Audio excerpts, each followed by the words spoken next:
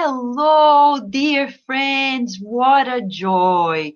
What a joy to be able to be here with you.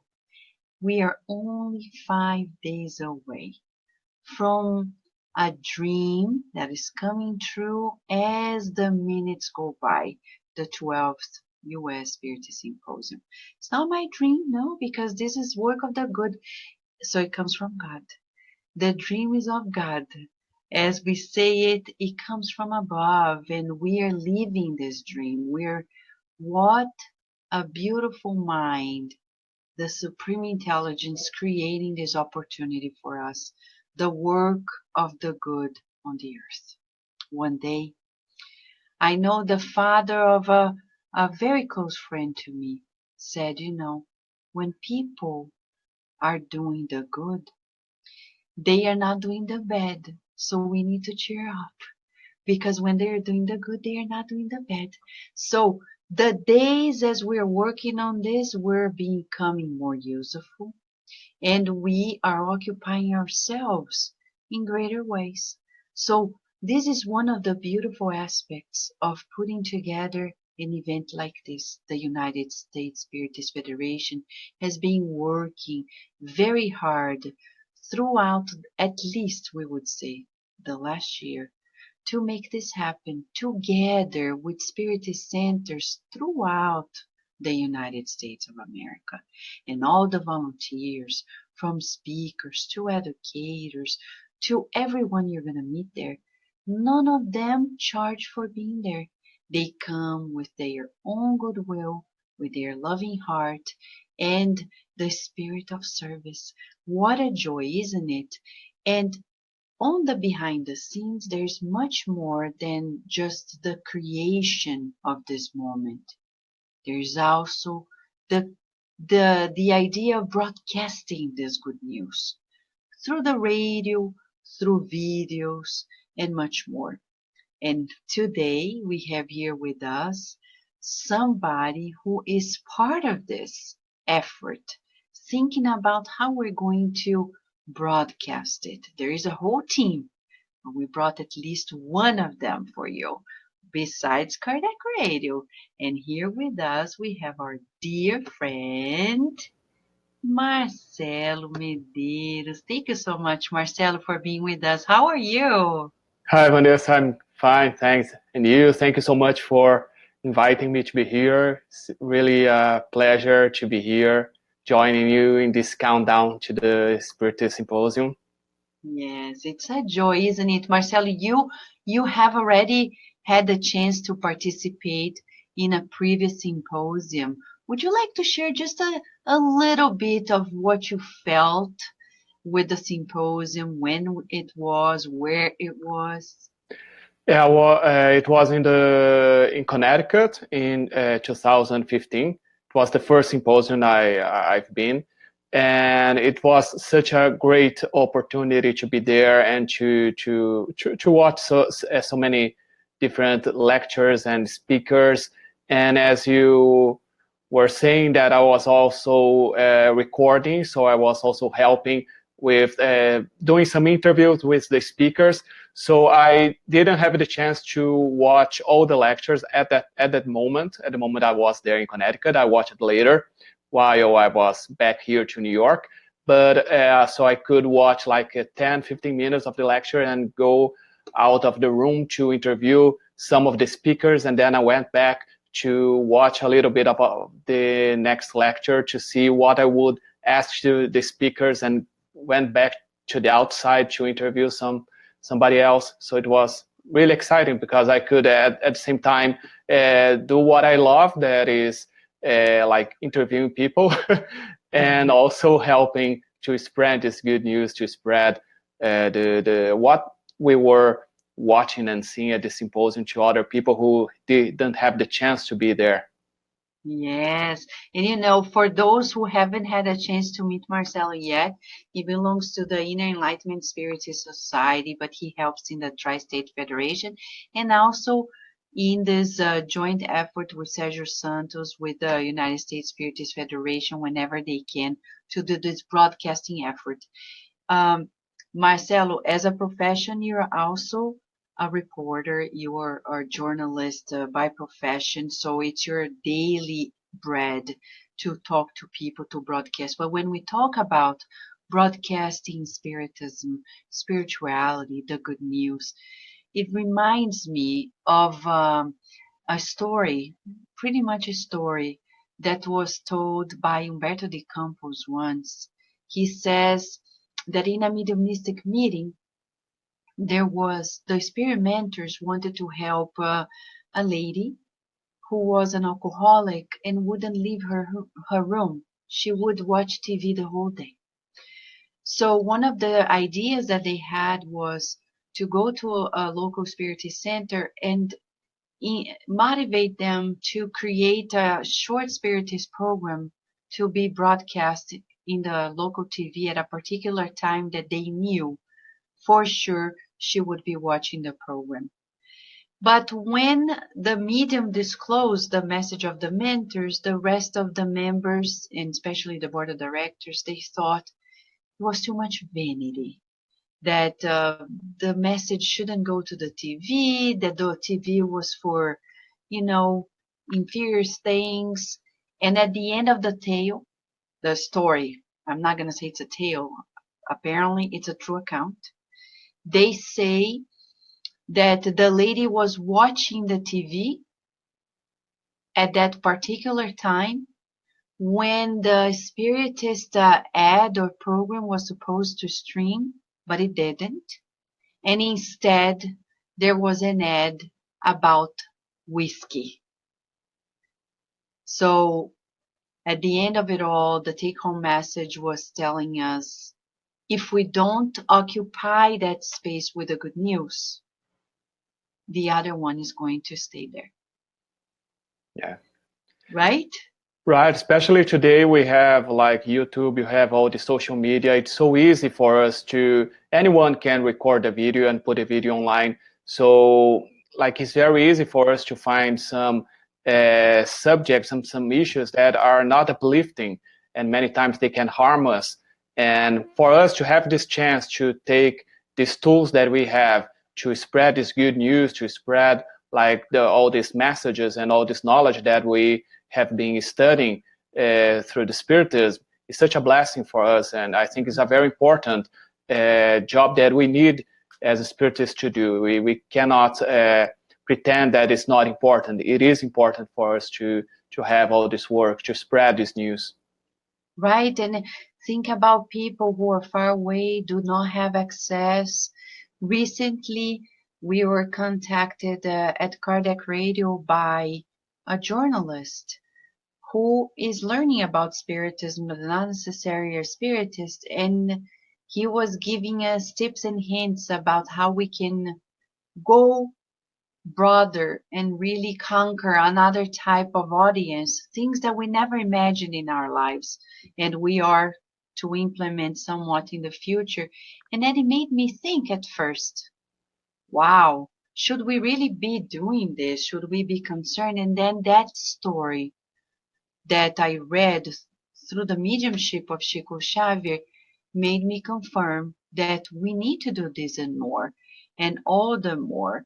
And I remember several times when you produced a documentary with the group, the Inner Enlightenment Spiritist Society, on Andrew Jackson Davis and some other productions through the company that you guys put together, right? Yeah. No, the Andrew Jackson Davis documentary was the first bigger one that we made here. We interviewed you at that time. I think it was 4 years ago that we went to the Cardiac Radio to for your interview, and it's so important because using these tools that we have. For example, we could interview you, interview Jusara Tom Cratchly. Cornwell, and we interview also Tom Cransley. So like different points of view, different people talking together. Many times they wouldn't have the chance to be together to like in a lecture or in another occasion. And we, with the video, with the recordings, we can put different people to talk together and to bring us all this knowledge and to make us For example, that documentary was very important for me personally. It was important to see all this spiritist and spiritualism here in the US, especially when you think that I was reading about that today because the symposium is going to be in DC. Yeah. And in the documentary, we talked about Abraham Lincoln and all the meetings that he had at the White House at the time, how the mediums that he could talk to have some information from the spirit realm. So all that spiritualist context that we had at that time, and now if you think about this symposium coming back and being in DC, how important it is for us to think about it as well. Exactly. And as Carol Correa is here with us, she's saying if Kardec were physically here, he would utilize all types of communication tools to spread the good news, right? Yeah. No doubt about it. So at the symposium, we know there's going to be a team broadcasting, also recording for later release the videos of the talks, the roundtables, and the workshops, right? Yeah, yeah. Daniel Santos is the one who is leading this team to do the broadcast, and I think Sergio and I we are going to do some interviews with some of the speakers, like short to do some short videos, maybe around 2-3 minutes, like Yeah. to summarize the lecture, so we can have a different types of video. For example, if someone wants to go further and to learn more about some subject, they can watch the whole lecture, like 40-50 minutes. If they just want to get a glimpse about that topic, they can watch this short video, 2-3 minutes video. So we can have a variety of options for people to watch later. To watch later, exactly, and to study because these meetings, as you know, Marcelo, these meetings are like I would consider in many ways. Also, it's an exchange of study because Spiritism is a science. And every time I go to the Spiritist Symposium, so fascinating to see how our friends that are in different states, their approach to the Spiritist science, sometimes the way they elaborate the ideas is fascinating. The way they put together the slides, the way they address the audience is really, it adds up to our spectrum of the knowledge we've had this far. It really makes us expedite the knowledge that we have, right? Yeah, many times we may think, okay, I've studied this or that topic many times, so I may know everything I need to know about that. But if we go and listen to anybody else talking through another perspective and bringing other point of view, we can always learn more. The same thing happens, for example, in the studies that we have at the Spiritist Center. Many Yes. times I have read a question of the Spirit's book 1, 2, 3, 4 times, but when I go and read it again, it's completely new. So imagine going to the symposium and having that so many different people being able to talk and to comment about certain topics that we have. It's very important. Exactly. And we want to release also that Cardiac Radio is going to be there. We're going to have our table. We're going to have our team also to do some part of the coverage. We're going to stream it throughout the day through Cardiac Radio, and we're also going to bring the news of the Spiritist magazine. So there's a whole lot going on there, and there will be books as well. We can't forget to share that some publishers are going to be there. There will be book sale, and hopefully people will be able to see from last year to this year many more books coming to the plate in the English speaking language. And talking about this, Marcelo, we're talking here of spreading the good news, of the Spiritist news in the English speaking language. So it doesn't restrict itself only to the United States of America. When we do it, you know, tell us a little bit about the how far it can potentially go when we do it in English. It goes everywhere.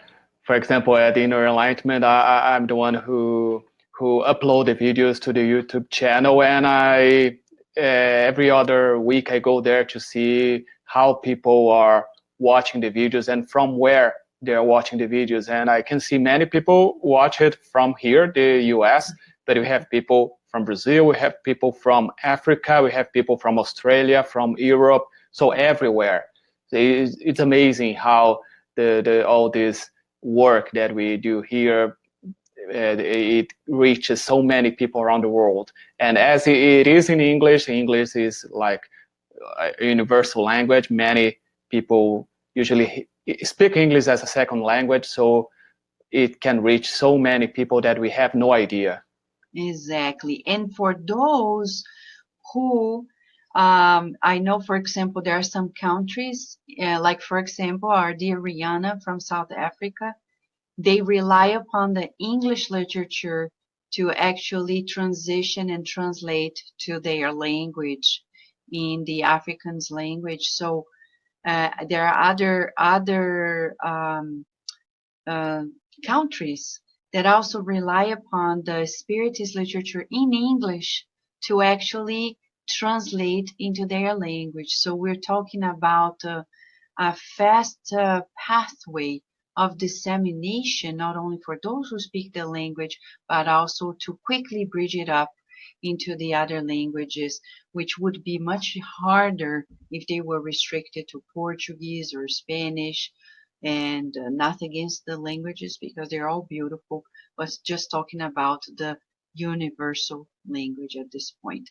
I actually have uh, close friends who told me that they were very close to Chico, and there was a point when Chico Xavier disclosed that when English really was, you know, becoming the language of the world, that the Emmanuel told Chico that no longer we needed another language like Esperanto because the English was already serving the purpose to unite the people. And I think it's true because in science, it's the language of science. And why wouldn't it be the language of the Spiritist science? We're not going to dispute. We're just going to say it's here and it's worthwhile, isn't it, Marcelo? Yeah, It's no, and that's interesting, Vanessa. Just one comment because today during our study at Inner Enlightenment, one of our friends in the table, he said that thank God that we have these books translated into English because it's so much easier for me to understand English than Portuguese. And he's Brazilian; he was born in Brazil, but he thinks that the way that we can find some readings in English, it's easier for us than to use many times that very formal Portuguese that is used in some books that we have. So I love Portuguese, but sometimes for me also, depending on the author, it's easier to read it.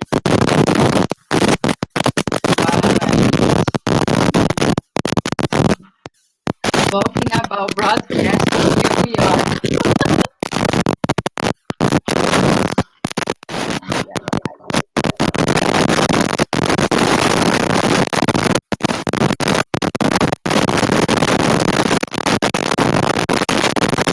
Can you hear it, Marcelo? There's the noise.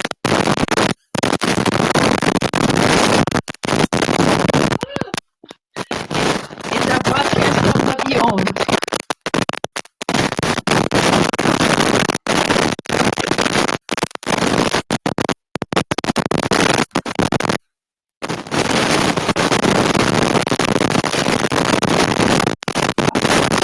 It's probably fireworks.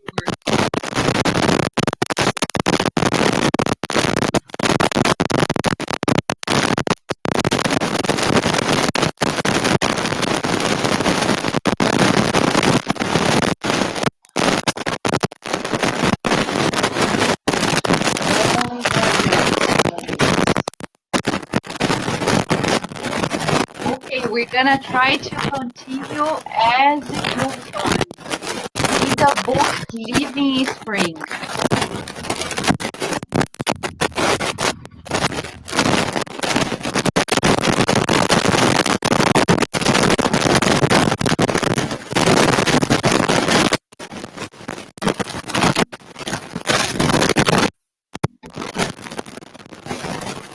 right. Let's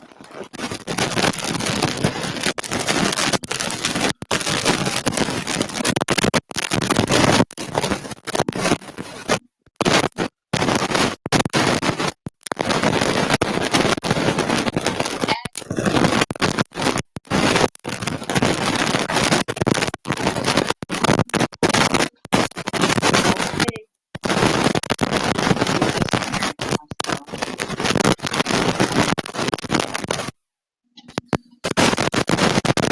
Yes, firecrackers releasing. You're gonna stay connected. Try again, Marcel.